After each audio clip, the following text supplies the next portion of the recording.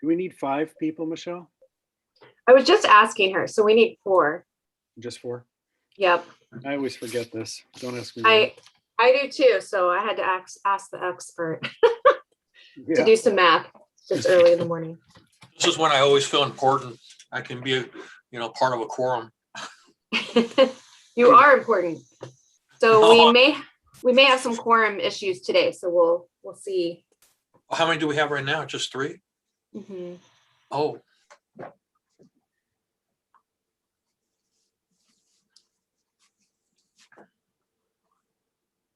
There's been a Zoom update. So now every time we record, it has this little voice that comes on. Our little friend. Yeah. Noticed that yesterday during a workshop. Is this done on Zoom? I don't even know. Yep. how'd you log in? Yeah. I was just thinking because I teach and I don't have anything like this at all. We just, I don't know, we turn it on and they're there and we talk or I talk. Well, now we know what you don't teach. That's right. There's a reason for that. Is your semester over for the? It is. I'm grading papers right now, but it's over for me. Almost over for me. Yeah. I'm giving a final tonight and then I'm done. Oh, good. Mhm. What do you teach? Political Right. science. Well, I know what you teach, Steve. I heard someone else. Yeah, it's me, Kevin. I teach wine studies. Oh, okay. Got it. I think it's more fun. Geez, we got a bunch of professors on board, don't we? All right. I think we do have a quorum. 1, 2. Yeah. 4. Great. We can start right on time today. I did want to ask Adam, what time do you need to leave today? I want to make sure that I announce that when I do the roll call. Sure. Can you hear me? I can hear you. Oh, no, did my video start? There we go. Yeah. I need to leave today by 10:30. Okay, great. Thank you. Thank you.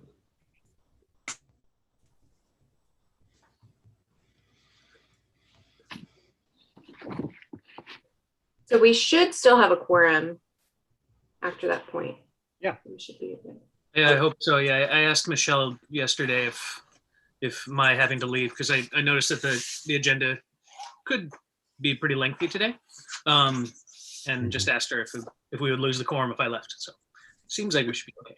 Do we need a quorum for the general plan portion? Technically, we need a quorum to continue to hold the meeting. Okay. Well, gang, it's 9 a.m. and I'm going to call the meeting of the May 27th meeting of the Waterways Advisory Committee to order. Michelle, do you want to do the roll call? Yeah. Oops. Just muted, Michelle. We don't hear you though. Sorry There you go. about that. Let the record reflect that all committee members are present with the exception of Charles Carter, Carol Quant, and with the notation that member Adam Sharon will be leaving at 10:30.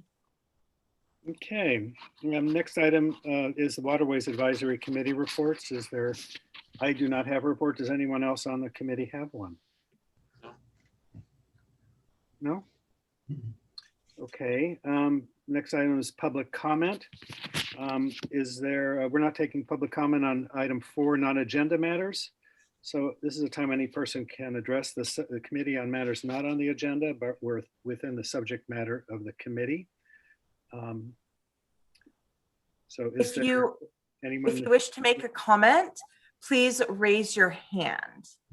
Once you raise your hand, I will call on you and you will have 3 minutes to speak. Virtual hand or the regular hand? Virtual hand. Okay. Good question. And I am seeing 1 hand. Stephen, I'm going to give you permission to talk and then pull up a timer. Once you see that timer, Your 3 minutes will start.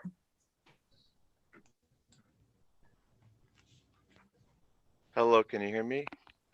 Yes, just 1 second while I grab the timer. Your time starts now.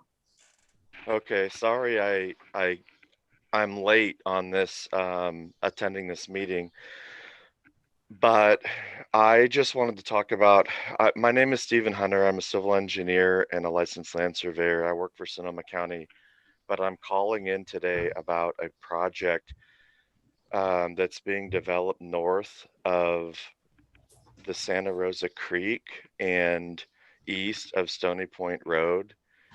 I'm calling in just as a private citizen because I'm concerned about this project. Basically, what it looks like is going on is that the government, funded housing projects are skirting a lot of the environmental regulations, and it's been a little bit difficult for the public to get the full picture of what's going on this site.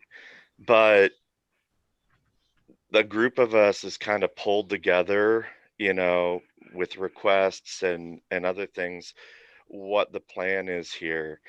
Basically, what we have is an extremely environmentally sensitive site, designated wetlands by U.S. Army Corps of Engineers, multiple endangered species.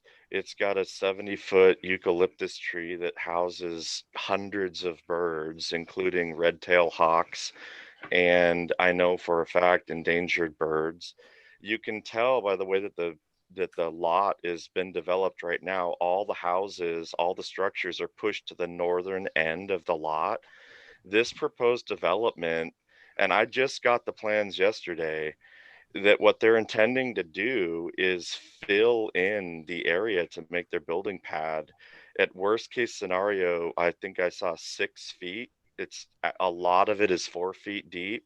They're bringing in non-native material, completely burying the wetlands, any ecology that's there, just to get this building pad up and out of the flood zone.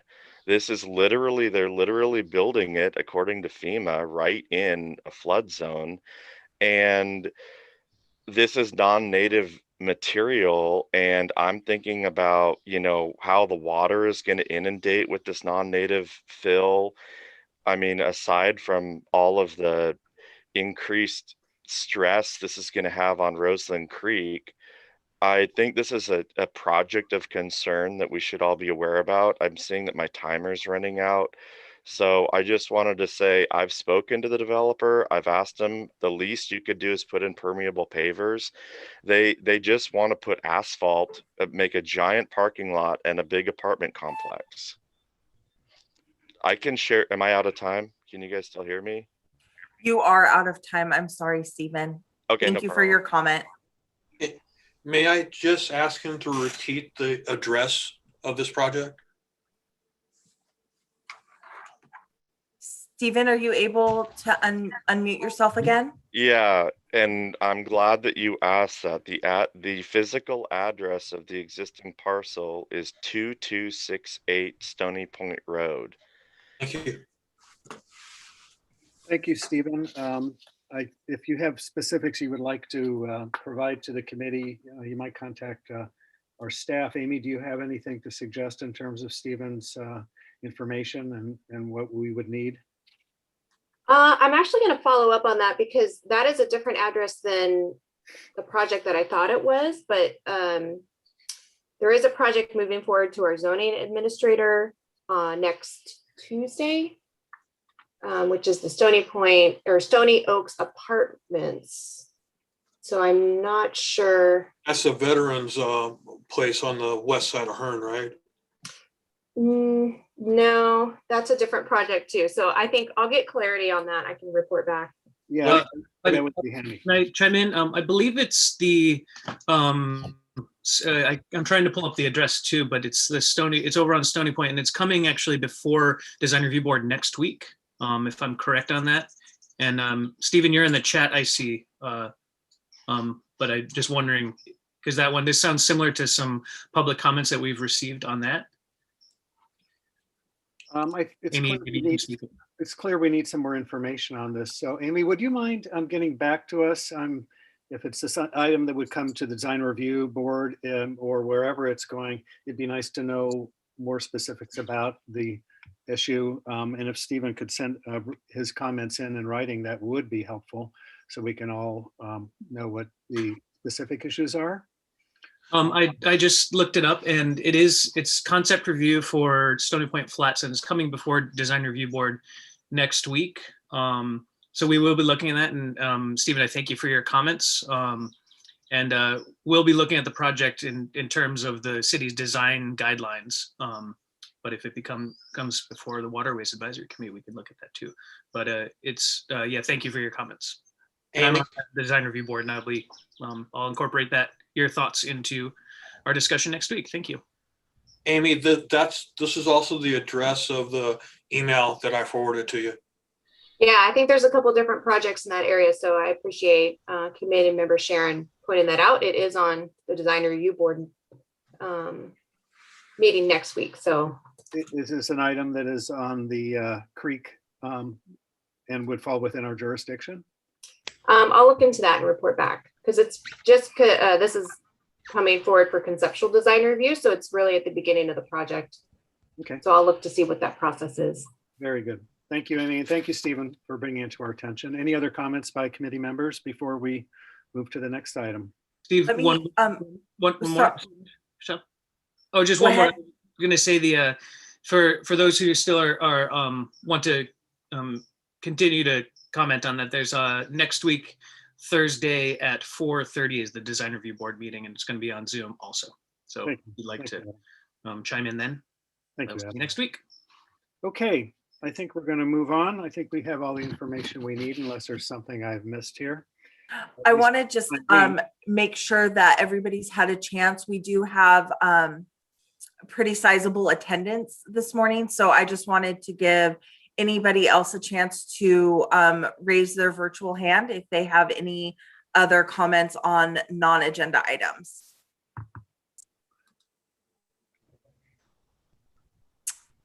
And I am not seeing any other hands.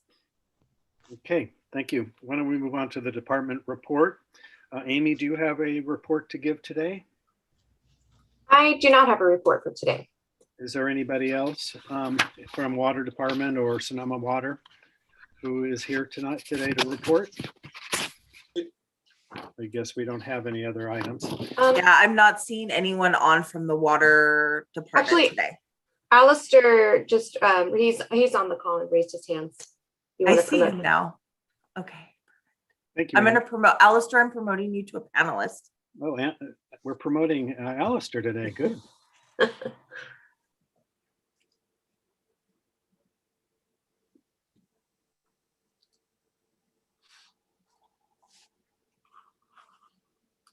Alistair, you should, there we go. Here we are. Perfect. That worked out. Hey guys, just a quick overview of creeks that, they're looking pretty good.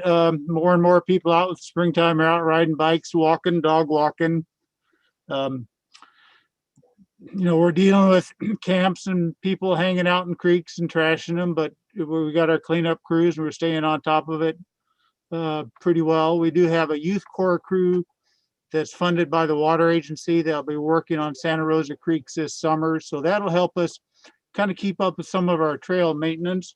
And in vegetation maintenance, all you hear about is all this fire fuel load building up. And, we got parks crews, TPW, or weed abatement crews. Everybody's kind of cutting weeds, and we'll be adding to that this winter, this summer, but with an emphasis on just keeping the creek trails clear and sight lines open, debris off the, leaves and litter that builds up along those trails, get that off to the side. And just really trying to promote our whole creek trail system as a place for the community to enjoy during the summer. And we've actually had quite a few volunteer cleanups going on. Just Interact clubs have been really big. High school students have been coming out, some of them still have requirements for their community service hours. So they've been gathering in small groups, and we've been supporting them with trash pickers and other tools. And we'll see how the water keeps flowing. Get out on the creeks yourselves this summer, and it'll be real interesting to watch those levels drop, or if they somehow sustain themselves. But so that's what's happening on the creeks. Always happy to answer any questions. Send me information or questions you have about anything that you see needs attention, and I'll see if we can get our crews out there to take care of it. And same goes to anybody from the public attending this meeting. The creeks@srcity.org is a good email. Creeks, CREEKS @SRCity. That's monitored by several of us here at the Stormwater and Creeks team. Great. Well, thank you, Alistair, as always, for your fine work. Any questions of Alistair? Yes, I do. I haven't seen a recent email from you that kind of gives out the schedule for all the creek cleanups. Have you updated that recently? No, we're still not sponsoring any creek cleanups, probably this fall, but we're responding to people who are organizing their own, who have their own idea. The city's kind of waiting for this June 15th state deadline to see how we're going to be working with community groups. Our parks department's in the same boat with their strong volunteer program. And all messaging, we haven't been doing much creek messaging. I think that's going to ease up now as kind of some of the emphasis on COVID is dropping on the city. We'll be able to get our message out in those connections reports, and hopefully sometime be able to resume our creeks emails that were coming out. Denise Cadman was doing a great job in getting out 2 or 3 times a month, just a little bit of creek news. Okay, thanks, Alistair. Yeah. And I just wanted to say thank you, Alistair. I've been bicycling the Prince Memorial Greenway and the Santa Rosa Creek Trail more often, and I'm impressed by how often I see cleanup crews out there, including this morning. And clearly there are a lot of people camping along the creek, et cetera. But even with that, it seems like the maintenance of those trails has been really, really great. So thank you. Well, that cannery site, that there's people camping in it, and they're getting moved off. So of course they just go next door right on the creek, and we're dealing with that. We're trying to reduce trash. What happens to people who don't have housing is kind of a whole nother realm. But thanks for noticing that, and it's ongoing. We're down there 2 or 3 days a week. Parks is down there 2 or 3 days a week. People who use the trail or help take care of it too. Yep. Well, thanks. I saw a crew this morning, so appreciate it. Great. Well, thank you, Alistair. Anybody else? Any questions? Again, thanks for all that good work, Alistair. Unless there is another question, we're going to move on to item 6.1, Canine Companions Early Development Center. Is Christine Tumians here? He is, and I am promoting her. I'm promoting her now.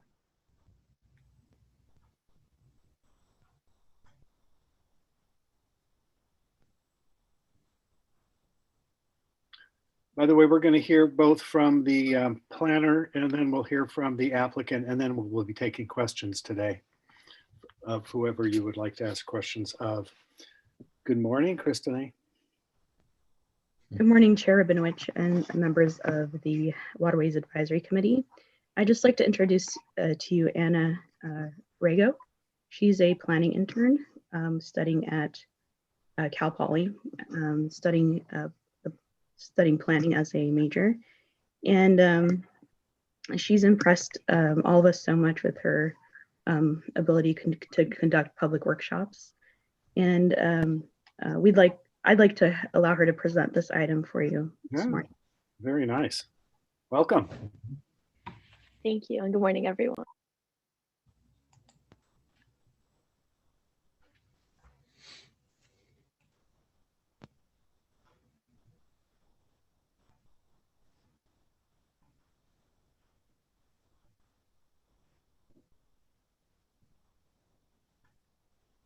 Okay, so good morning. The first item on today's agenda is the Canine Companions Early Development Center located at 2965 Dutton Avenue.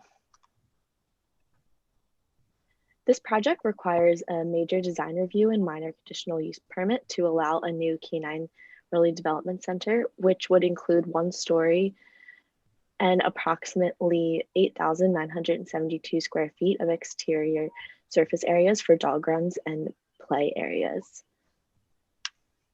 As you can see, this project is located in Southwest Santa Rosa. Through this map here, we can see that the rear property line runs up against Colgan Creek. As previously mentioned, the applicant is requesting to develop a parcel zoned as light industrial. This is a map of the current site in relation to the creek. And in regards to environmental review, we are currently still preparing an initial study. On this map here, we can see that Colgan Creek is classified as a modified creek. And in regards to the planning watershed area, this map shows again, Colgan Creek is a modified creek along the property line of the proposed parcel. The project site is adjacent to Colgan Creek Reach 2 in the citywide creek master plan. Colgan Creek Reach 2 is designated as a modified creek consisting of approximately 6,751 linear feet. The portion of Colgan Creek adjacent to the project site consists of a flood control channel owned by the Sonoma County Water Agency. An unpaved access road exists directly east of the channel. This slide here shows a site plan of the proposed site. And here we see elevations of the proposed building. We have a north, west, south, and east elevation. This project requires a major conditional use permit from a planning commission public hearing and a major design review from the design review public hearing. Thank you, and staff is available for questions and looking for advice on how to advise Planning Commission in regards to the development along the creek. Thank you very much.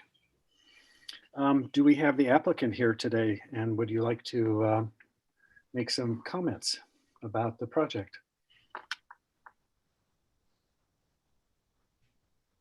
We do. Just one moment. Ken, you should have a prompt allowing you to unmute. Good morning. Good morning. Thank you for having us today. Anna, that was well done. I'm a Cal Poly grad, so it's good to see the Cal Poly folks continuing on. So thank you for being here. I'm going to defer to Casey McDonald of Adobe Engineering for any specific questions on the project, but just so everyone's clear, the site itself houses the existing Canine Companions campus. It's a 12-acre site plus, in the area that we're proposing, it's an expansion of the existing campus. So I just didn't want anybody to get confused that this was a new project. The expansion does meet all the setback requirements. And Michelle, if you're able to bring Casey on, she can answer any specific questions. So again, thanks for having us this morning. Casey, you should be able to unmute yourself. Yep, I'm unmuted. So if there's any questions, I'm here to answer those. Okay. Are there questions of committee members for staff or the applicant?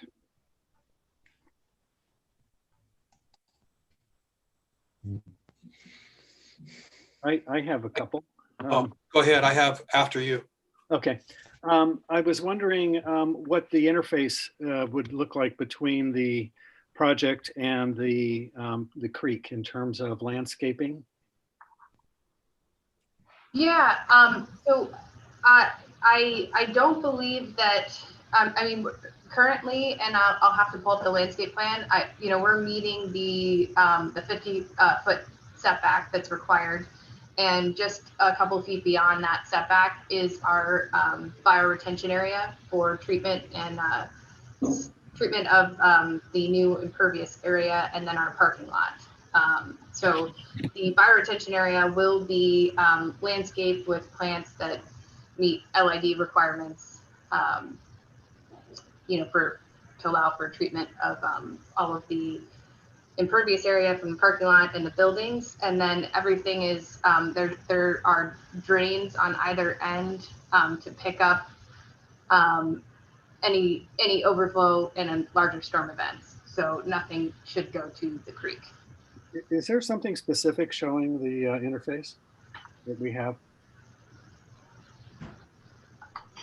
I believe yeah, there you go.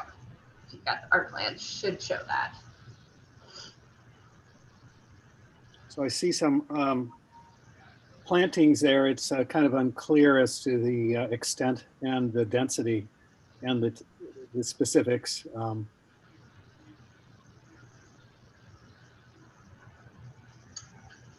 see, so enhance. Yeah, so you see the bioretention there, and the setback is just beyond that bioretention. I don't know if we've got Don McNair on that can talk about the planting at all. We do. So We do. Dawn, you should be able to unmute yourself now. Don, thank you very much. I was raising my hand here as well. Come on, I want to talk. I want to talk. Yeah, I would leave the landscape up to Don. Yes. So basically, we've kept it really simple. The larger circles that you're seeing there closest to the creek, those are Quercus lobata. So those are valley oaks. They're in that sloping embankment that leads from the bioretention area down to the drainage way itself. So generally, it's a sort of a what is it? A valley oak habitat kind of going with grassland underneath. The one thing I did do, which doesn't show very clearly on this illustrative plan, is adjacent to the bioretention, sort of meandering along it, between the oaks and the bioretention, is a swath of grasses. Admittedly, not native California grasses, but grasses nevertheless. And the intention is just to keep it as pretty much as low as possible, and just to provide sort of an aesthetic, a simple aesthetic transition between the bioretention and the oaks, and then the drainage way. So it is a simple treatment that's going on here. Thank you. Are there other questions regarding this or other matters regarding the project? Yeah, I do. Hello, Don. It's a beautiful drawing. Did you draw this by hand? No, actually. I mean, well, yes, I did, but using the wonders of electronics behind me. So Okay. So a lot of times we see civil drawings for this, especially with an orientation with the creek and with the setbacks, and we kind of can get a real good idea of what's going on in there. But if I understand, if I'm looking at the bioswale, and then I'm looking at where it says 50-foot creek setback, the thicker line is the 50-foot setback, and then the swale is towards the creek. Is that correct? no, the swale is right up against the parking, immediately adjacent to the parking. It's that hatched area, sort of white hatch.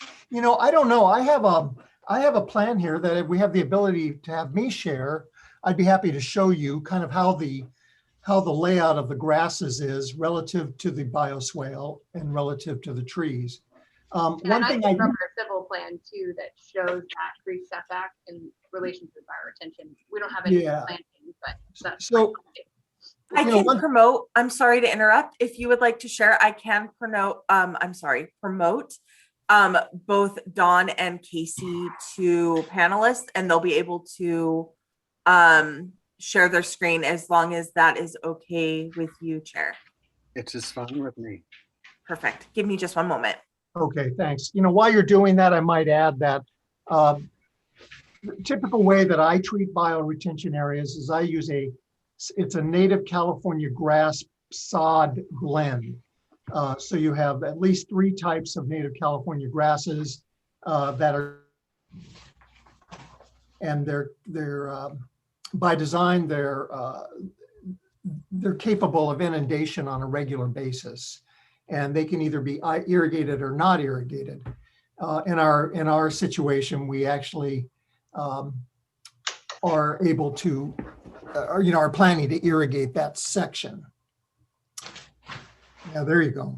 Yeah, so this is the 50-foot setback to the top of bank here. And so you can see our bioretention is, a foot or a couple feet beyond that setback. And the plantings?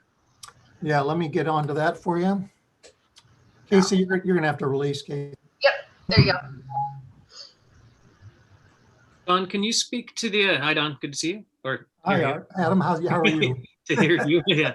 Could you, while you're doing this, could you speak to the species that you're planting? You mentioned the non-native, but just curious. Oh yeah, yeah. Hang on one second. Let me get this going.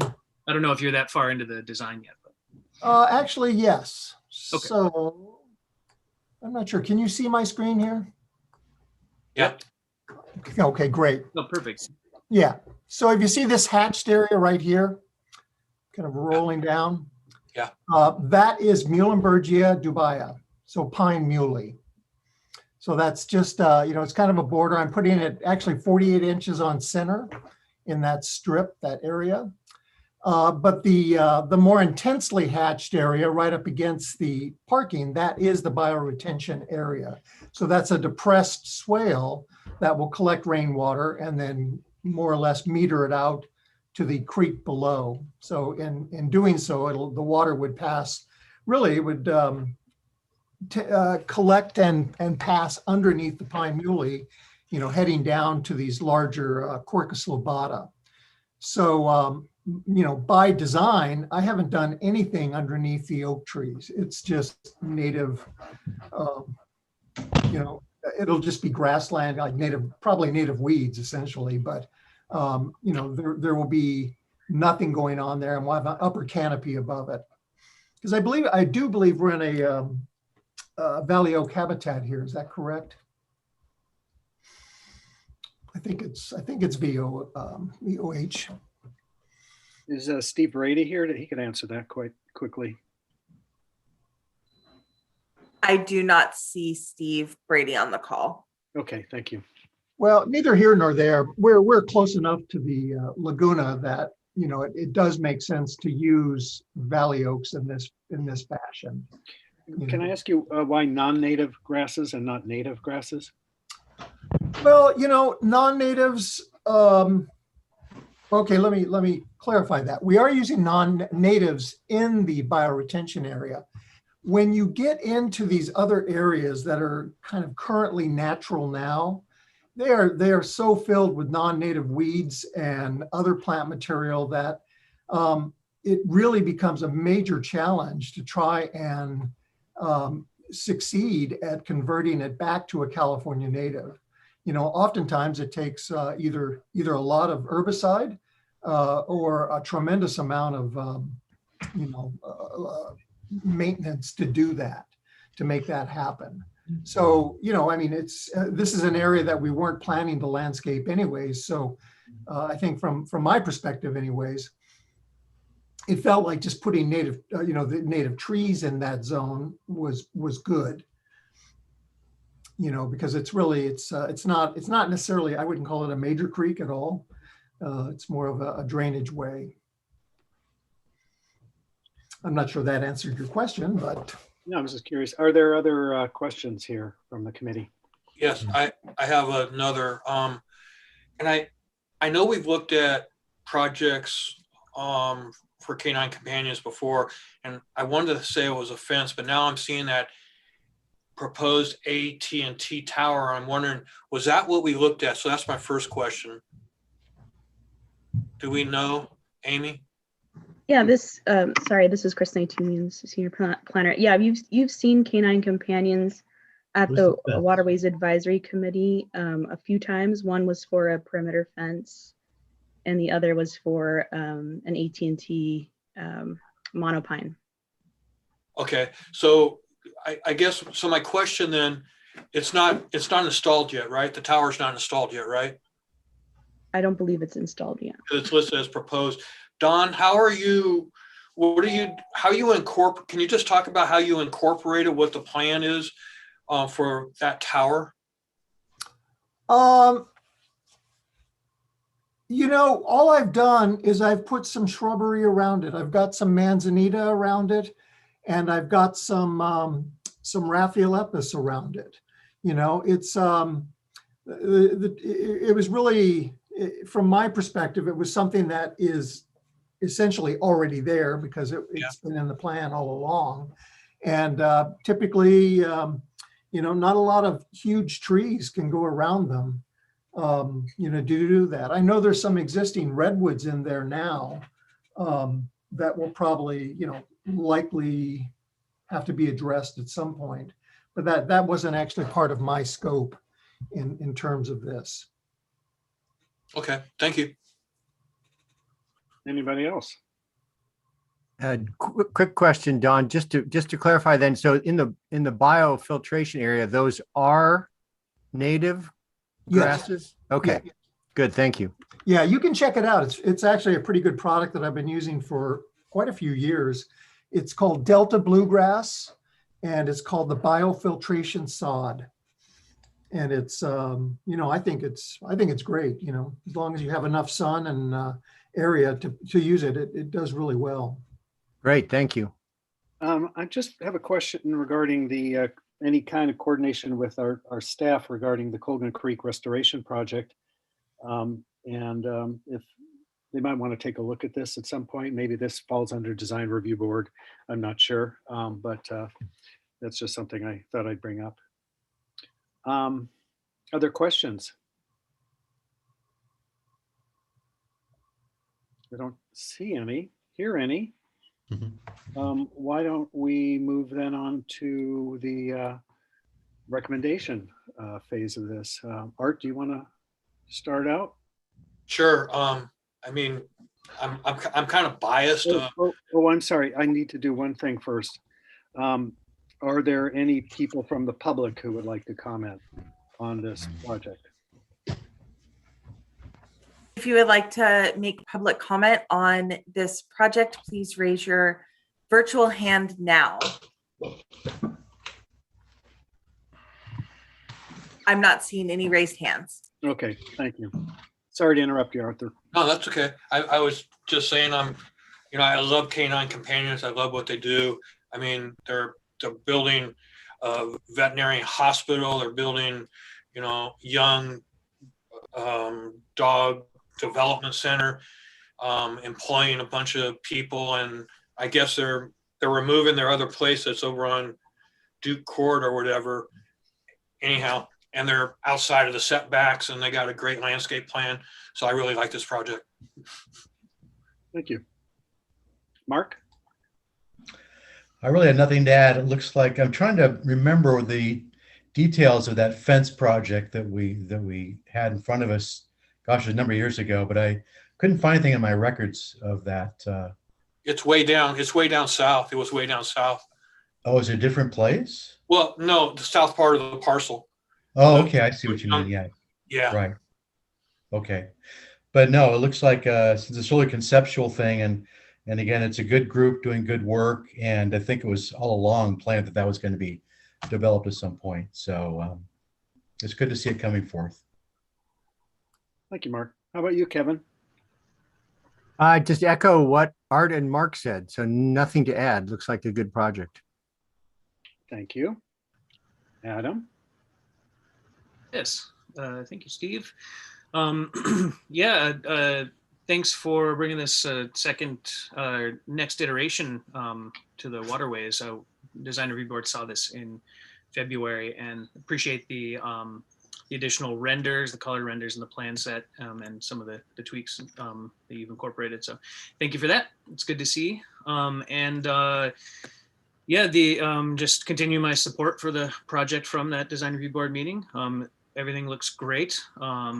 I think it's going to be a great addition to your campus and to that area. I will say in the waterways, under the waterways bailiwick, underneath the Quercus lobata that are over there, and I know Don, you said that that wasn't even originally going to be landscaped, and so putting in grasses there, kind of bulletproof grasses, is a great thing, and just something to think about, of adding in some diversity of species and of the habitat, that's going to be on the other side of the path and related to the Colton Creek area. And so thinking of some understory things, and this is kind of just a consider, not a shall, because I know it adds cost and everything to think things through and add diversity in terms of what's there and maintenance. But for a couple of reasons of adding diversity, one, it's adding in the native plants, as we talked about, and increasing diversity could really tie into the creek a bit more. And then two, it will provide a little bit of buffer underneath in the understory, visual buffer going between the creek and the parking lot in the new area. And so adding in some understory shrubbery, some bulletproof shrubs could be good. That does, bring in other maintenance and concerns, but something to think about. Rather than just having kind of this swath of the grasses. And that'll do it. Thanks, it looks great. I look forward to it. Thank you, Adam. I would concur. I think it's a good project, but if there's a possibility of enhancing the riparian vegetation, as Adam has brought up, I think that would be a positive, as we're trying to increase vegetation along creeks as much as possible, create buffers and so on. But I thank you for attending, and it looks like a great project. Are there any other, I hope I didn't miss anybody. Are there any other comments here by committee members? Okay. I think we have it. So thank you very much for attending. And unless there's something else anybody would like to mention, we'll move on to item 6.2, the Lyric Lane subdivision. Thank you for your time. Appreciate it on everybody's time this morning. So thank you. Thank you. Thank you, everybody. Appreciate it. Go Cal Poly. Thanks. Okay, we're all set for a presentation on this item on Lyric Lane.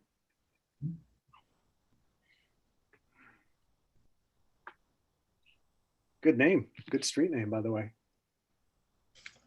Yes, so the second item on today's agenda is the Lyric Lane subdivision project located at 2210 Bush Creek Road. Project applications for Lyric Lane include a general plan amendment from very low residential to low residential, a pre-zoning to R1, R-1-6, single family residential, and a proposed tentative map dividing the parcel into 4 lots and a remainder located at 2210 Bush Creek Road. As you can see from this map, the project is located in Northeast Santa Rosa. The project is within the urban growth boundary, but outside the city limits. The applicant is looking for the parcel to be annexed to the city. The parcels to the north and east are already within the city. As previously mentioned, the applicant is requesting a general plan amendment from very low residential to low residential. Through this map, we can see that the rear property line hits Rincon Creek. In regards to our environmental review, we are currently still preparing an initial study. This map here is the current site in relation to the creek. On this map, we can see that Rincon Creek is classified as a natural creek, while Bush Creek, which runs into it, is classified as a modified creek. The project site is adjacent to Rincon Creek Reach 1 in the city-wide creek master plan. Rincon Creek Reach 1 is designated as a natural creek consisting of approximately 9,226 linear feet. So this map here shows how the property will be divided, The applicant wishes to keep the main house up here in the front and divide the rear portions into 4 lots. As designated by this map, lot 5 is adjacent to the creek. Staff is available for questions and looking for advice on how to advise the City Council in regards to development along the creek. Thank you. Thank you once again. You sound like a pro to me.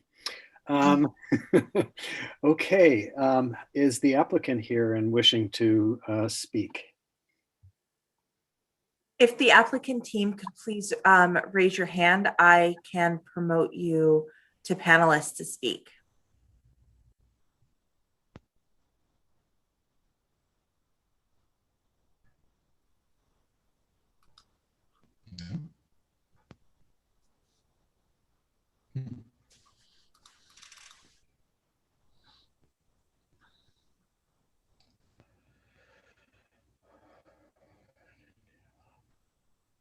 Okay, you should be able to now unmute yourselves, excuse me, and share your screens.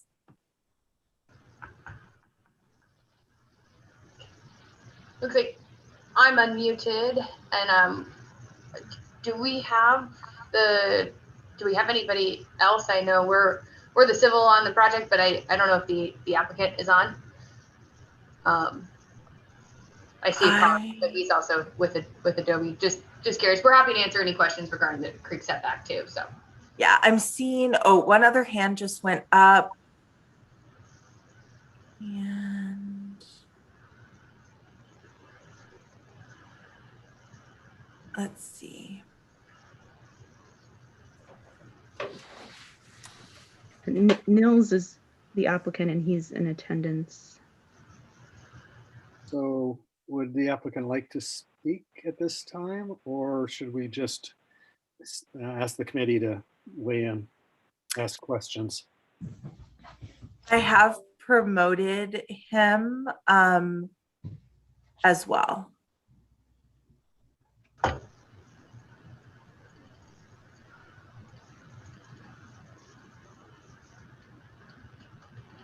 So the applicant is Nielsen Klaus. I'm Klaus. We're both on here. I think that we go forward with your feedback, and as well as if there are questions, I think Casey can answer those. Okay, thank you. Questions by committee members?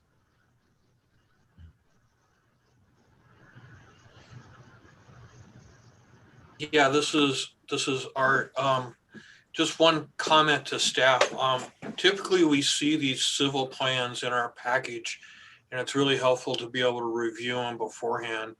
And so I'm just making a note of that because I'm really not clear on what's going on by the creek. You know, the one map that I have, I think it's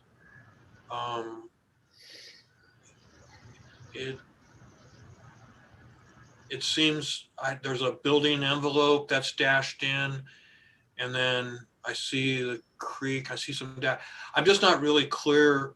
Okay, so now I'm seeing we have the 50-foot creek setback, which looks like it is also the building envelope area. Then we have a 30-foot.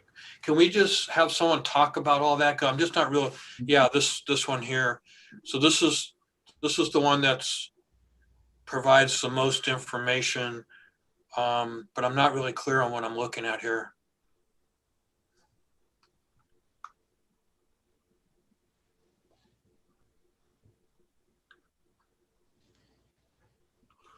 Would anybody like to?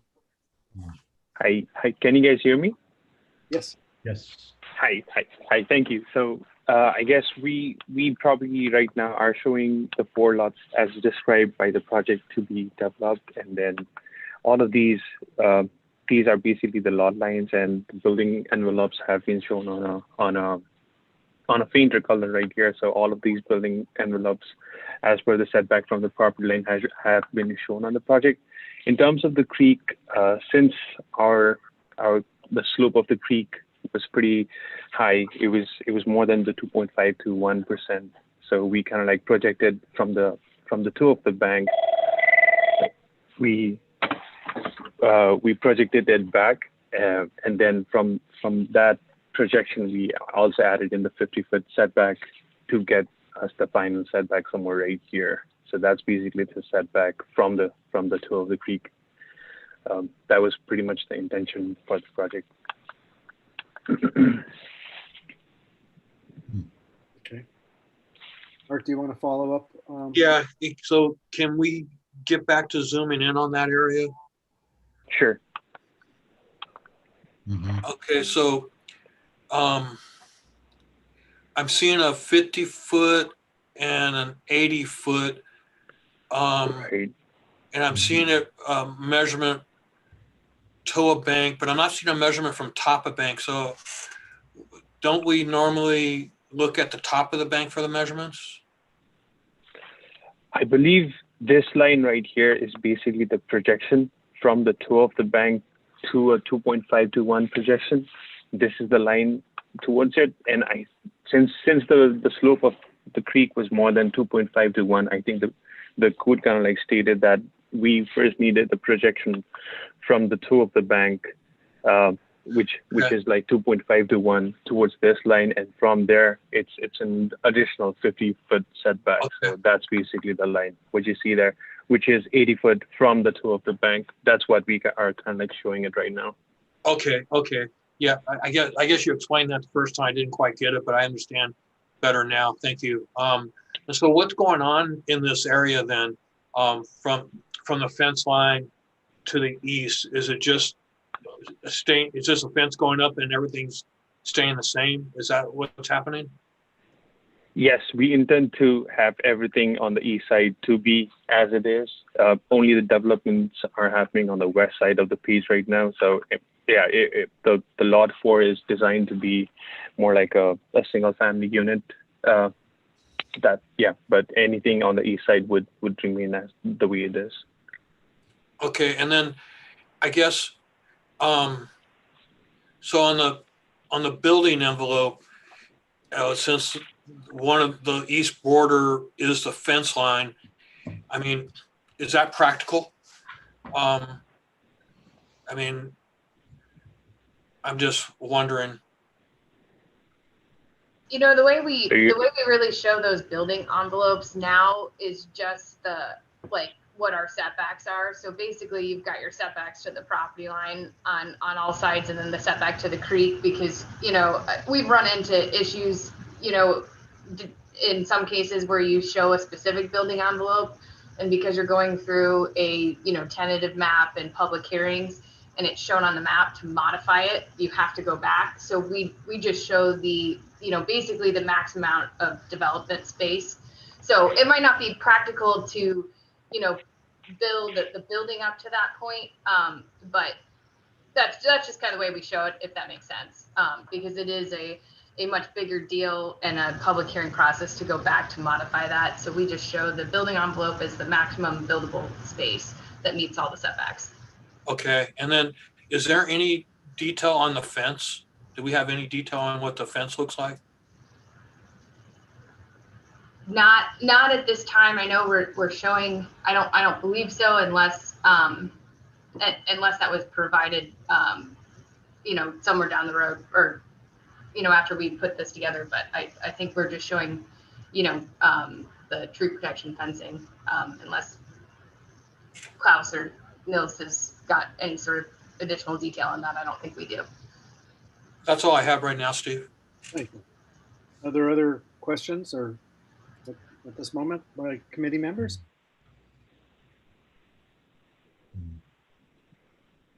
So is the tree protection fencing just a temporary construction related thing, or is there going to be a permanent fence put in that place? That would just be, I believe that's just temporary right now. As far as permanent fencing, since we're just in the tentative map stage, you know, I don't know that we've really got any permanent fencing at this time. Okay.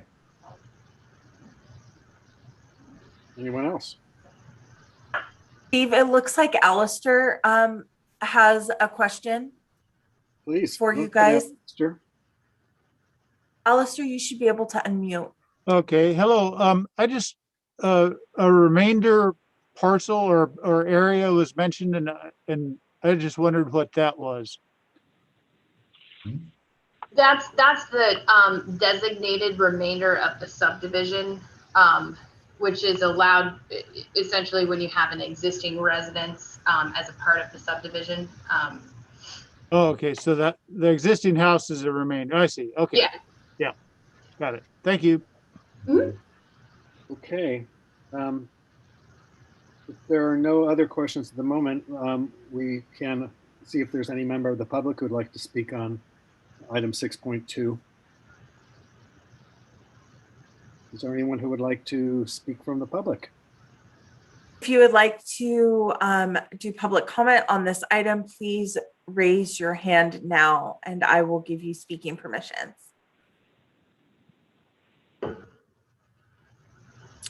I'm not seeing any hands for the public comment, but Alistair does have another question. Please, Alistair.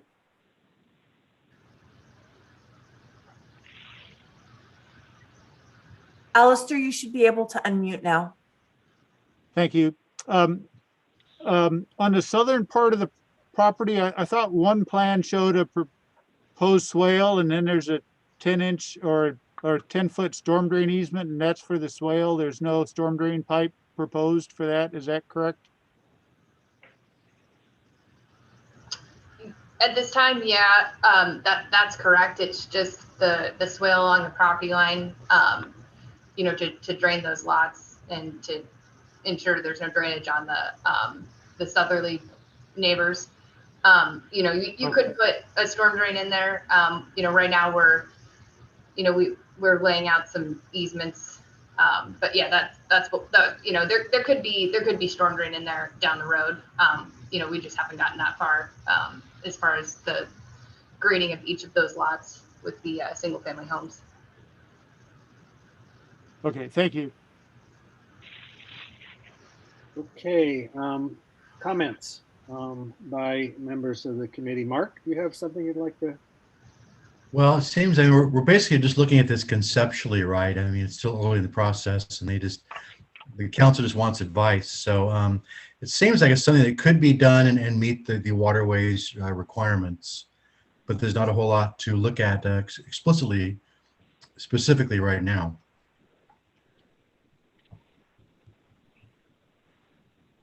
Are you wanting more information to, or? Well, no, I think that at this point, it looks like something that could conceptually be done. Oh. Well. Okay. Adam? Sure. Thank you. And yeah, this is definitely conceptual, and I believe we're mainly looking at the annexation of this piece and the subdivision. And so in the general overhead view of our purview, this looks like it fits within the waterways guidelines. And just moving forward as you get more fine grain, you mentioned thinking about storm drain versus swale. Keep thinking along the swale track, I would say. More water infiltration is better rather than shunting things to the creek. Slows down water and, you know, keeps it on site. These are all things that, you know, it's a recommendation there. And then also just keeping in mind with plantings as we're getting close to the creek and around the edges of the properties, keeping in mind that diversity of native vegetation and enhancing the native diversity and native habitat that is there. Other than that, looks good to me. Thank you. Kevin.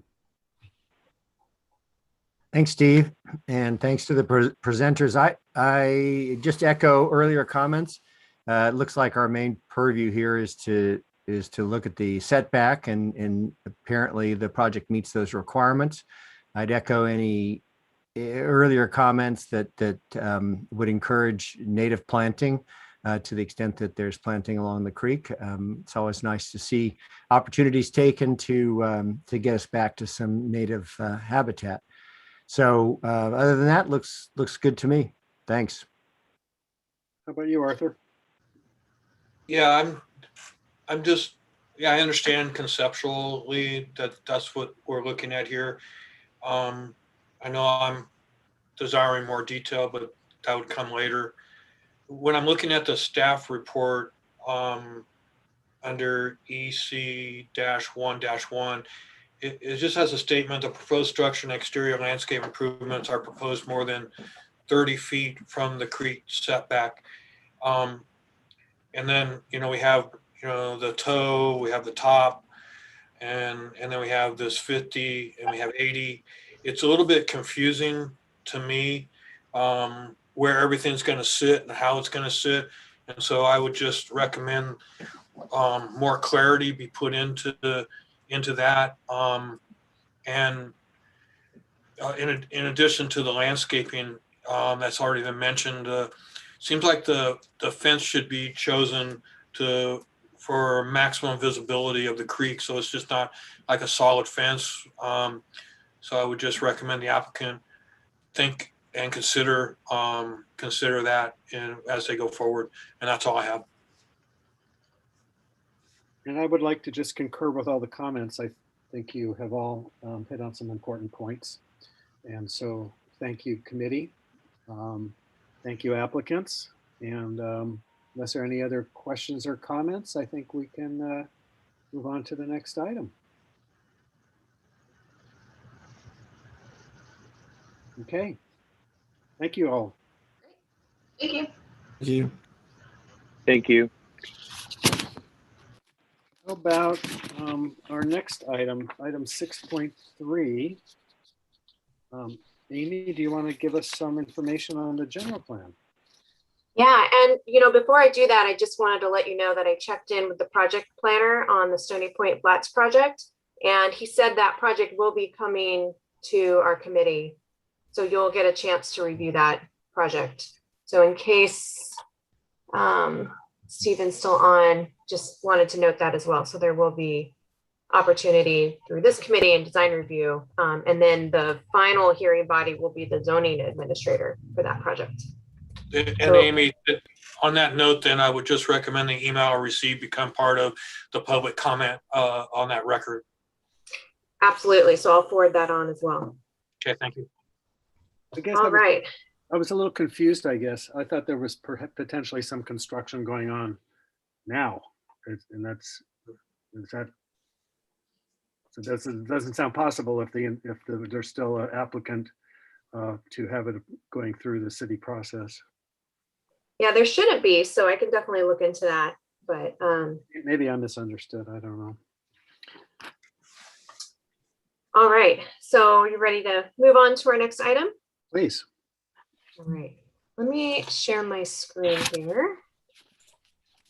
And then. All right. Is everyone seeing the presentation? Yeah. All right. Let's see here.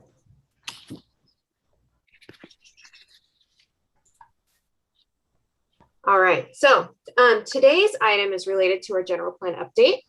And this is, hold on one second, I'm gonna try to get my screen a little bit different here.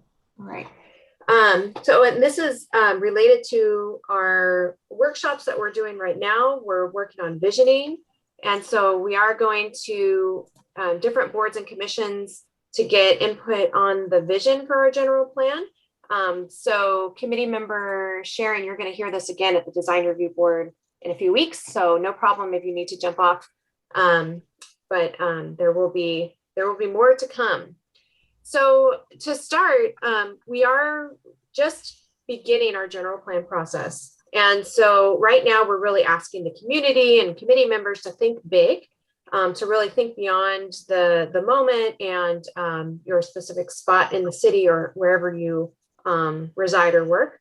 But we're really looking at kind of a 30,000 foot view of how our physical pieces of our community are kind of fitting into and also beyond that, the social pieces. So our public facilities, services, environmental justice, access to education, jobs, health, all those other components.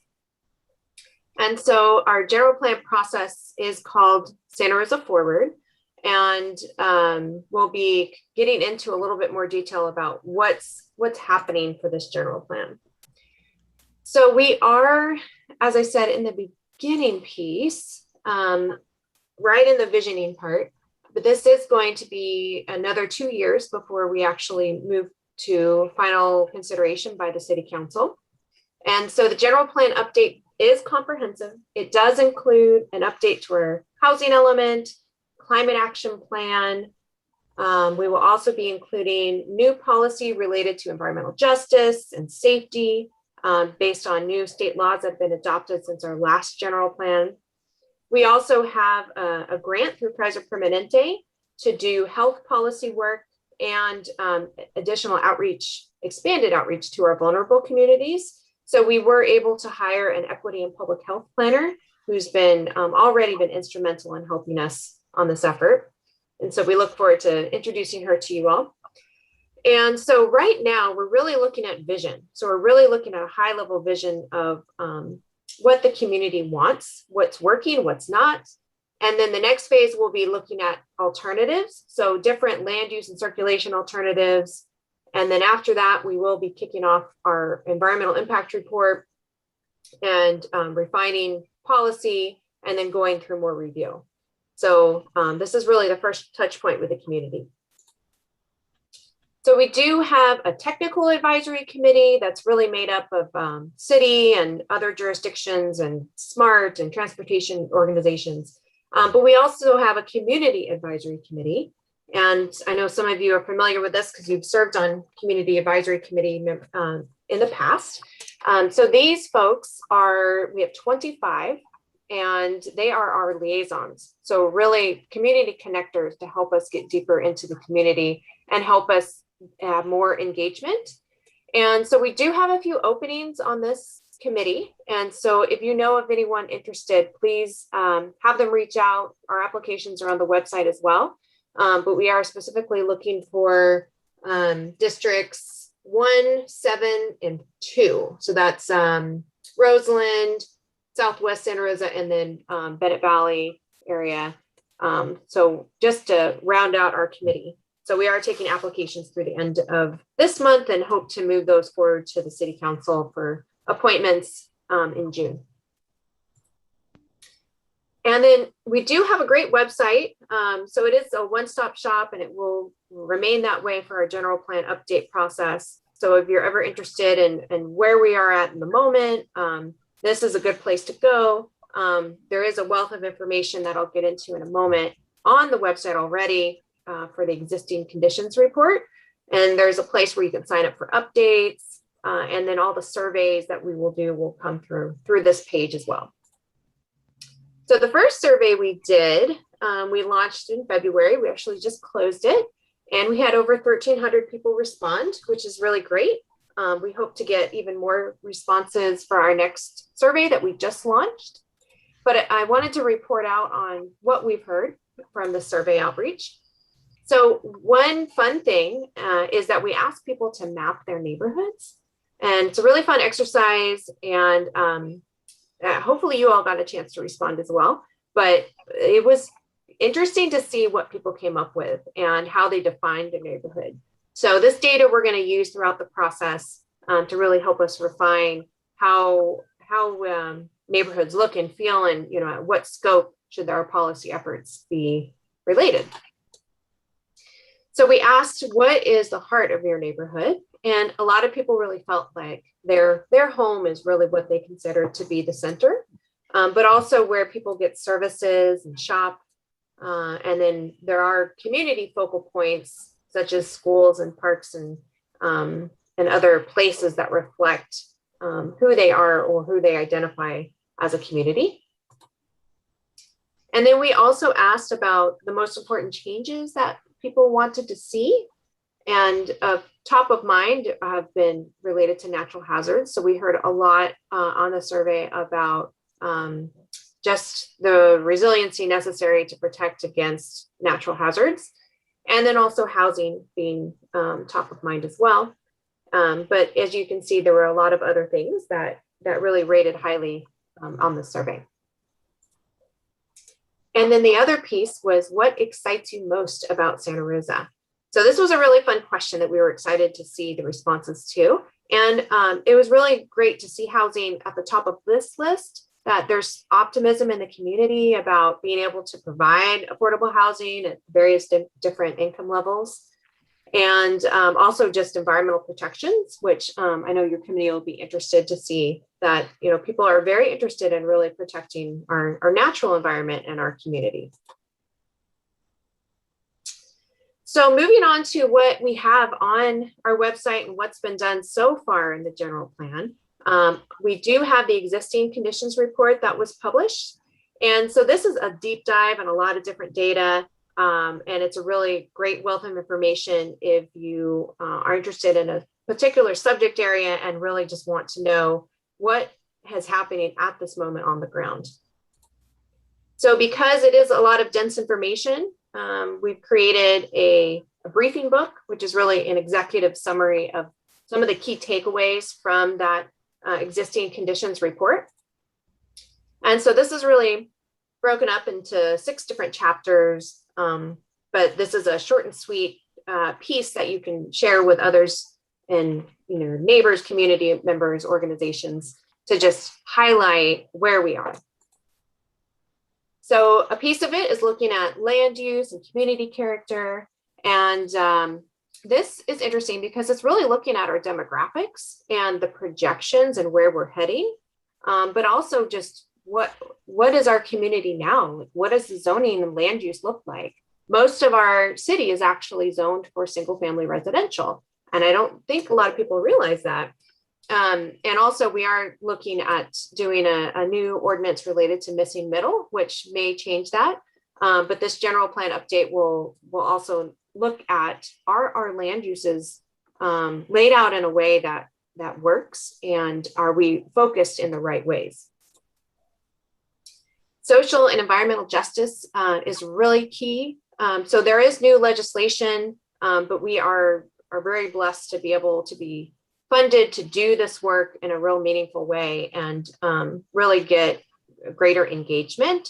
So this is really a focus on where are the limitations? Is there a lack of infrastructure or a lack of access to either government decision-making, but also lack of access to healthy food. We know from even just the basic census data that there is a wide gap in just the basic needs and of our community, and even to the life expectancy from neighborhood to neighborhood. And so this data will really help us as a jumping off point to look at the indicators to help us align our policy discussions about how we can alleviate some of these issues and actually create solutions around environmental justice and access. And then, of course, it will be looking at our safety element, not just related to wildfire, but unfortunately, we are subject to other things as well, including earthquakes. So making sure that we have the right tools in the toolbox to protect against these things and to recover if necessary. And then again, looking at our housing and how that really ties into our economic growth. So this data will actually provide a lot of good information on the household income and educational levels, and just where we're at as a community as far as the economic piece. And then one of my favorite sections is looking at transportation and travel. We have done a regional travel behavior model recently, which was really interesting to see how many people live here and commute out, and how many people actually commute by bicycle, and what neighborhoods are actually able to do that. And this is the first general plan update we will have since SMART has been a fixture. So there's a lot of opportunities for expanded multimodal access and where people actually need to go. And then there's also a lot of data related to parks and our public services, and looking at the gaps on what neighborhoods don't have access to open space or parks, and on just looking at our city facilities and our ability to serve the community as well. So what we've been doing as part of this effort is creating vision statements, and really they're aspirational, they're big picture. And we are hoping to move these forward to the City Council and the Planning Commission at a joint meeting on July 20th. So far we've heard from our Technical Advisory Committee, our Community Advisory Committee, and we're in the midst of doing workshops. So tonight is actually our 10th and final community workshop. We've been going to each council district and at least for one meeting. And in most cases, we've had also a Spanish monolingual meeting as well, or bilingual meetings in addition. So it's been a really great process to really hear from the community, even though we're kind of stuck in this virtual environment. So it's still been pretty successful. So we look forward to reporting out on everything that we heard. So these are some of the draft vision statements that have come out of what we've heard so far. And they're really just a place to consider and react to. These are not set in stone, but all these words really represent what we've heard so far. And so I'm just going to touch on each of these. But inclusive and just has been a big conversation piece as far as what that word means to a lot of people. But we are hearing inclusive as something that's coming out for a lot of people, of just making sure that we have opportunity for participation and that everyone has access and is invited. And just really looking at that environmental justice, social justice piece in our community. Healthy, really looking at that connection between health and the built environment, and making sure that we have all the components for our community to really thrive. And I just realized I said thrive, even though it's a Kaiser funded health piece, but resilient is another word that's caused a lot of conversation in our workshops. I think there's a part of our community that's a little tired of being resilient and having to be resilient, but it does reflect our ability as a government and community to really react and bounce back after hazards. Prepared and sheltered. So prepared, really making sure that we do have preparedness in mind to be able to protect against natural hazards. And then sheltered, looking at that access for housing for all, and really making sure that we have that opportunity. Equitable. So again, thinking about just and inclusive and making sure that we actually have equitable access for everyone when it comes to education, childcare, or for all pieces of how we connect in our community. Successful and connected. So successful, really looking at that economic piece again and making sure that we do have an economy that's really thriving and is reflective of what our community needs. And connected, looking at that multimodal piece and making sure that we have safe and accessible transit and transportation options for everyone.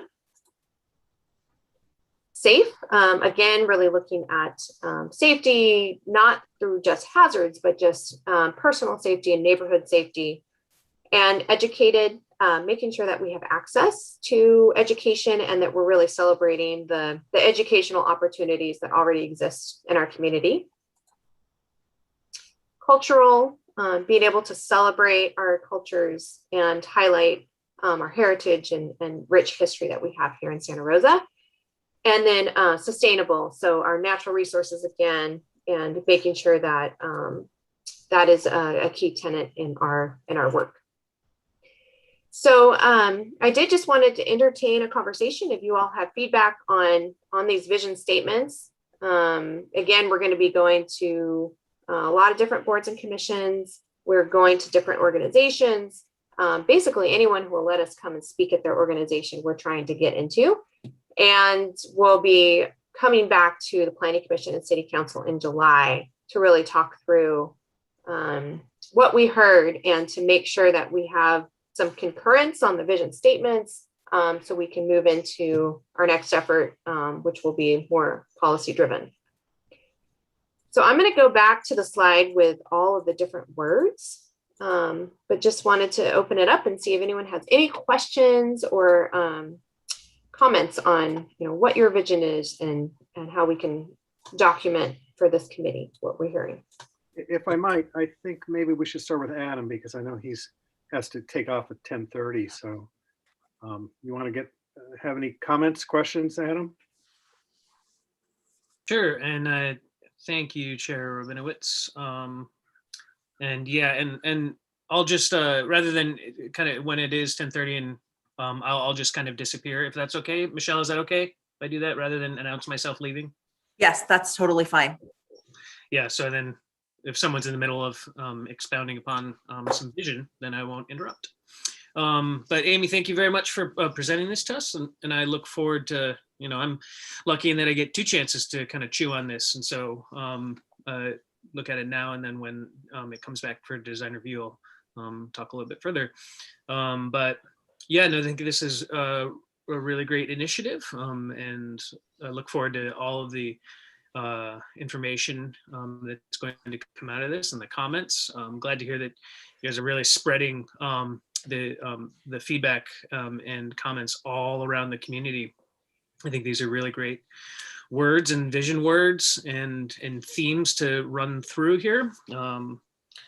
But just a couple of things right off the bat. It was interesting to hear that statistic about the single family low density zoning, that is 52% of the city.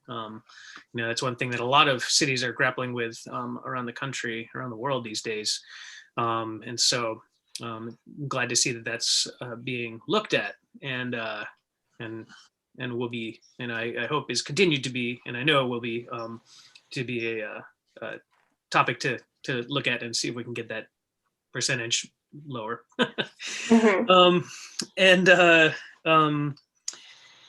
Yeah, I think that wrapping into a number of them, a lot of these, which are really great, and I like your diagram that you have them overlapping, because a lot of them really there are through lines amongst them all.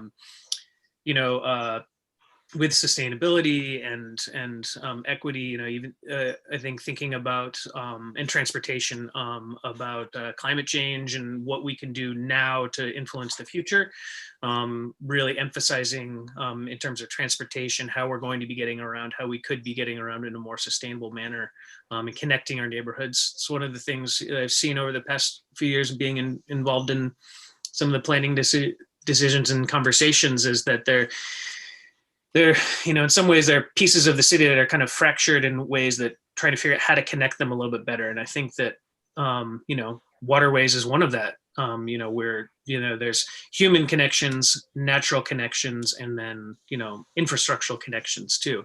And I think any way that we can emphasize that will be a great value to our community.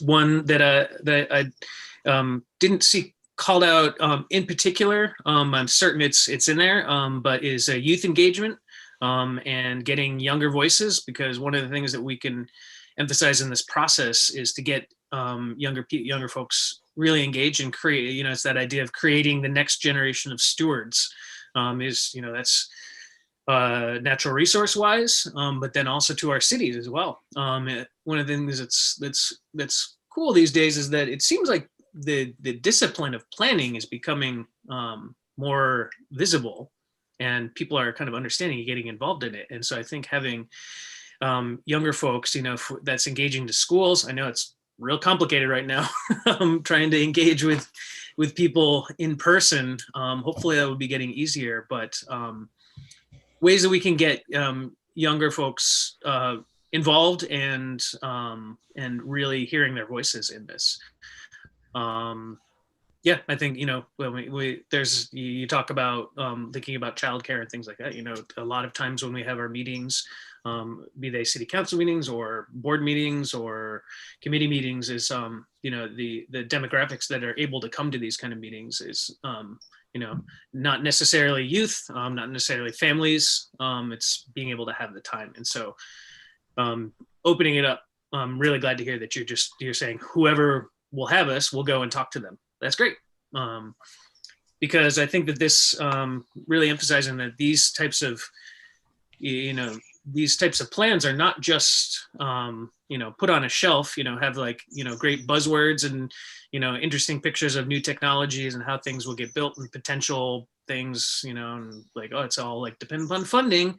But these are actually, these plans do actually influence how we make decisions in terms of the council, in terms of our boards and committees, and you as planning staff. And so just really emphasizing that these are really important vision documents. I commend you guys for doing this. And I think this is a really great start, and I look forward to seeing how this goes. And I look forward to hearing the results of these community workshops. It's great that there have been 10 of them, is what I heard. And I look forward to seeing this again with design review. But I think this is a great start and a great initiative. So thank you, and thanks for bringing it to us. Do appreciate it. Thank you. Others want to comment? Yeah, I'll go if nobody else is ready. Amy, you were probably involved with the Portrait of Sonoma.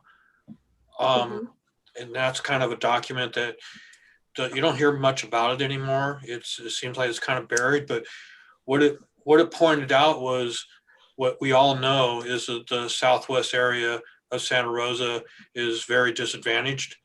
With the annexation of Roseland, we're way behind on getting everything built in to the city infrastructure. And it seems like the general plan going forward needs to tilt that way to try to address this disadvantaged area. And I'm not sure that it really does, or it will, because typically they like to spread things out. But in this case, it's Southwest is just really hurting on so much. If you look at the percentage of parks that are in Southwest, it's under. If you look at the road conditions, and then the housing development is going up quite quickly in Southwest Santa Rosa, and yet the infrastructure is lagging behind. And so, there's a lot of developments going on, but the roads aren't being developed to handle what we have right now, and yet we're adding more housing into it. And some of these projections that we're using, I was listening to the mayor the other evening on one of his community Zoom meetings, and the projections for water use, they've been done 5-10 years ago, and they're projecting we have plenty enough water all the way going forward. But when do those need to be relooked at and changed and reevaluated as we face what appears to be consistent cycles of drought and consistent requirements to reduce water, and yet we continue to build, and we're not quite balancing that. And so it seems to me that we have to put the infrastructure before the development in order to make this very equitable.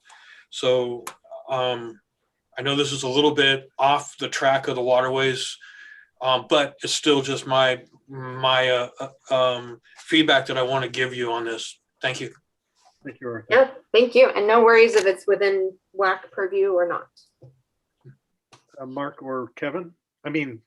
Mark or Kevin want to say anything? Sure. Well, I want to commend the city staff for continuing on the planning process, given that the pandemic kind of shut things down there for a long time. We did participate in the latest round of the district-specific visioning that Amy was talking about. I was very impressed. There was about 50 people, I think, in the room that we were in. And it seemed a lot of it were kind of transportation related, bike related, but it was obviously the city was getting involved, and one would hope that there would perhaps be some younger voices on that call and others in the future. Yeah, so it's interesting that the environmental protection was so high. That's certainly a gratifying thing from our committee standpoint, and also the concern about natural hazards, including flooding.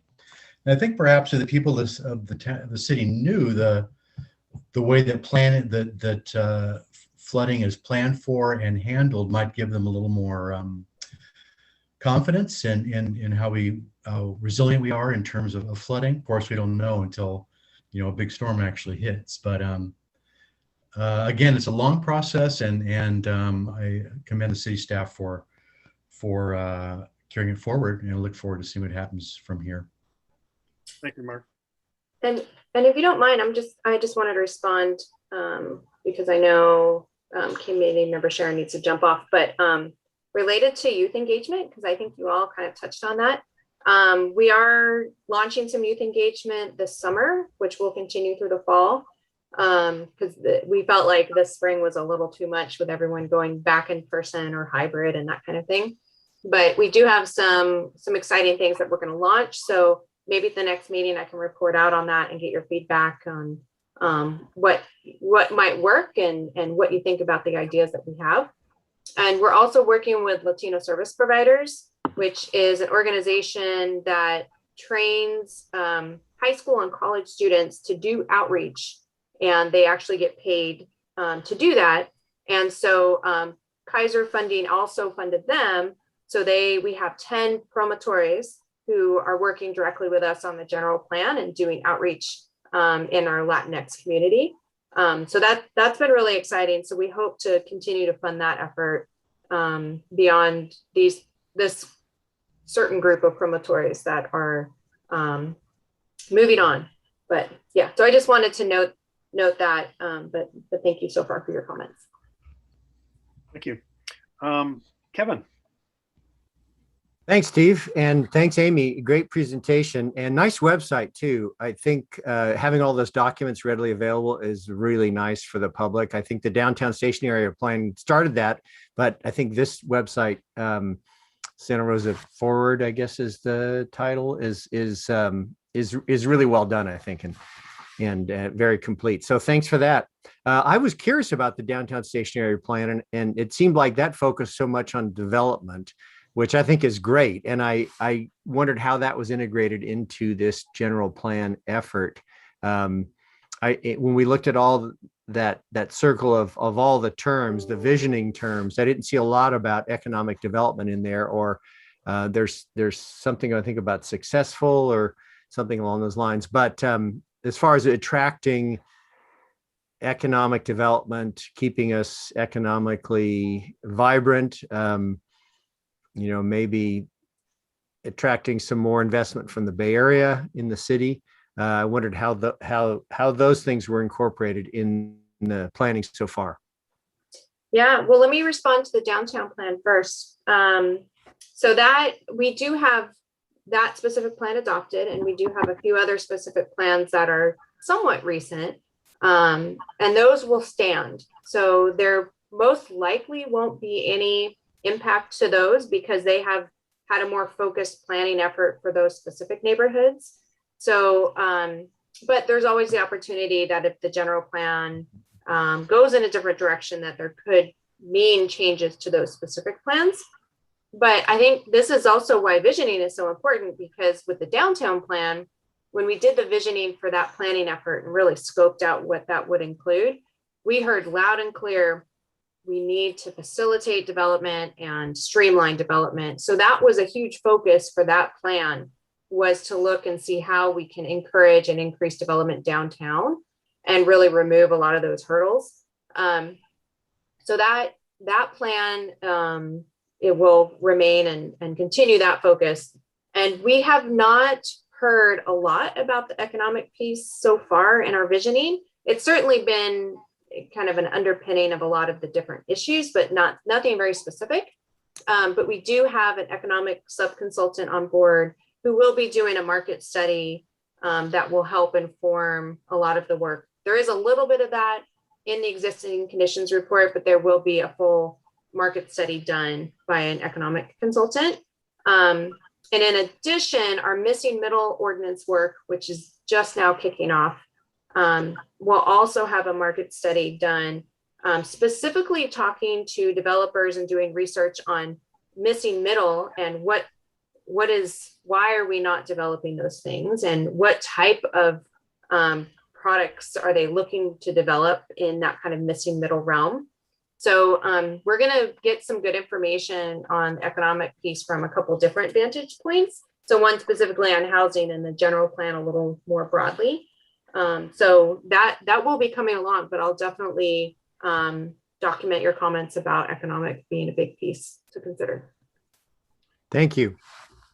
Go ahead. Do you have something else to say, Kevin? Or No, that covers the bulk of it. Thanks. okay. Yeah, so I would just wanted to comment, I used to be an urban planner. I went to school in urban planning, got a master's, and one book that influenced me greatly was called Design with Nature by Ian McHarg.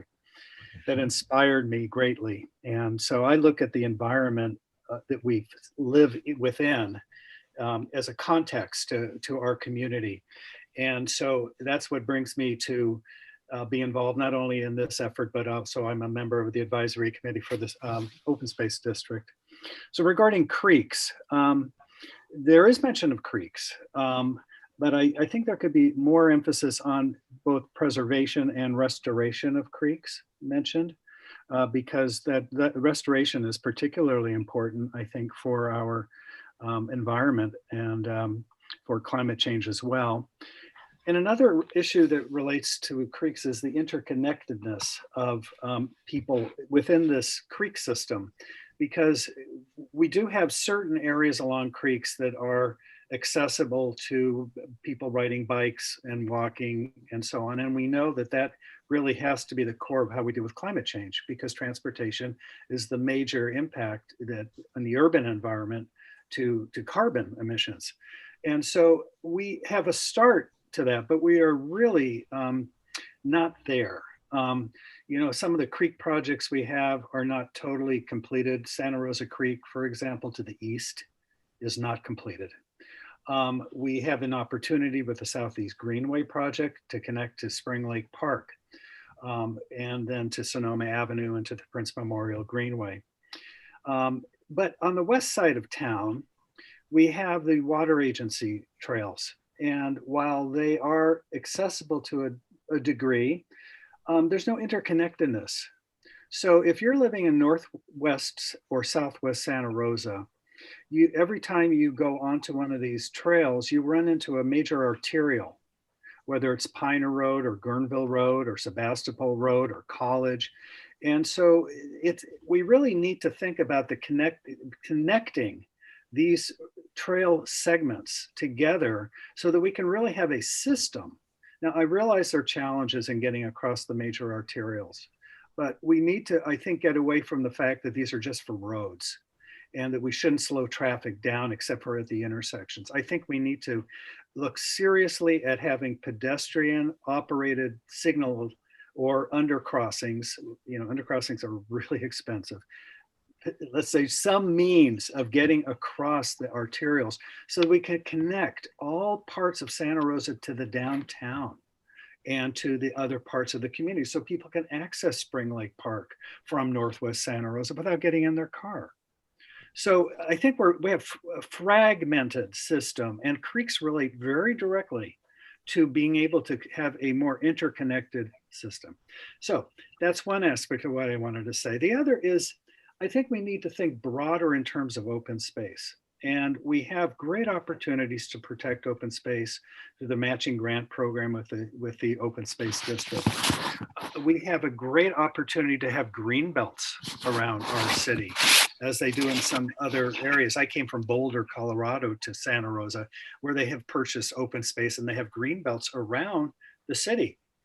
And so I think if we think more broadly, we can think about green belts around the city, which could provide access to people in the areas surrounding our community, and as well as agricultural or other preservation of natural resources around our community. It could be around our urban growth boundary, which I don't believe is going to be changed if we are truly going to redevelop in the middle of Santa Rosa and use the land more efficiently. And this kind of gets back to what Adam was talking about, and is the need to really question whether we need all the single family designated areas in our community, because we are not going to be able to grow outward forever. And we really need to develop more intensely. So that is a little bit of my vision, is creating open space around the community, which is accessible through bike trails and other means. We have like Taylor Mountain, for example. Wonderful, but how do you get to Taylor Mountain? It's a little more complicated because you have to get in your car, or, it's challenging. Anyway, I'm going to try to wrap it up here. I've thought about a policy that could be dealing with open space that could be something to this effect. Open space is an important part of our healthy lives and our environment, including benefits of passive and active recreation. These areas, including creeks, should be preserved and restored, both within and outside Santa Rosa, and made accessible to community residents through trails and paths. I'll leave it at that. Thank you for all the good work. Anybody else? Yeah, could I jump on that, Steve? Because for me, it's really hard to comprehend how our creeks and bikeways and pathways all, well, don't interconnect. And I think it's really important that we understand that aspect of it, so we can identify these roadblocks, so to speak, obstacles that are in the way of interconnectedness. And so it's possible that there's some that are short-term, and there's others that may, because of private property rights, or others are potentially long-term, that it would be really nice if we had a really clear, well-defined map that was addressing the interconnectedness and the obstacles, and then had some type of discussion about what those obstacles were and pathways to remove them or working around, or what the plan is. Just because we have all these beautiful open spaces, like Steve says, and we have the district and the Sonoma Land Trust, and we have all these resources that help us create open space, but we really don't have a good resource that helps us connect them all together. And so I just really concur with what Steve's saying. But I myself, I don't think there's a really good tool. Even working on the Waterways Advisory Committee, when we're working in these things, we see in these segments that are blocked underground. It's really frustrating, because it's just, I don't know, it's just really frustrating. I just don't see the connectedness all the way through. And we should be prioritizing, right? I mean, we should have, well, maybe there's one that we can really get interconnected all the way through, and we have these couple obstacle spots, and we prioritize that. And then we have others, and then that we can prioritize to try to do this. I mean, this is kind of like a huge overall policy initiative, but it seems like, Steve's talking about, having a section on open space. This could be a part of, a long-term plan. Well, thank you, Arthur. I appreciate that. Anybody else want to weigh in on anything, this or other aspects? Infrastructure before development. There you go. I wrote that down. Sounds like a good slogan. Is there anybody from the public who'd like to weigh in, give ideas? If you would like to speak now as a member of the public, please raise your hand and I will call on you. Okay, and I am not seeing any hands for public comment. Okay. Everyone sounds like they've had a chance to weigh in. Quite a open process, Amy. I really appreciate the way you're handling this. It's really great to see it so publicly accessible in many phases. So good job. And with that, I think we will adjourn our meeting. And anything coming up, Amy, that you're aware of, or should we just wait and see what develops or wants to develop? Yeah, we'll probably have a better update in a couple weeks or so, but nothing at this time. Okay, thank you all. And with that, we'll adjourn the meeting of May 27th. Thanks, everybody. Thank you, everybody. Thank you. Next time. Right.